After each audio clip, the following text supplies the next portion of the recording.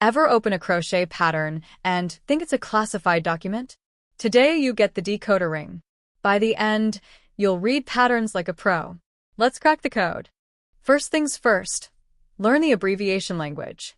Here's a screenshot-ready legend to keep by your side. Now that we've got our abbreviation cheat sheet, let's dive into the pattern itself. Keep track of your stitches, this is important. We should have 12 stitches. Counting the beginning chain 3 as a stitch, we have our 12 stitches. Because the round begins with an asterisk and says to repeat it around, you'll work 2 single crochets in the next stitch in every stitch of the round, all 12 of them.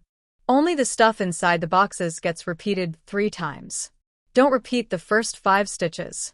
When a pattern says do not turn, the translation is keep looking at the pretty side, the front. Don't flip it over like a pancake. This crochet code converter is perfect to screenshot and keep nearby while you work. I hope you found this video helpful. If you did, please hit like and subscribe.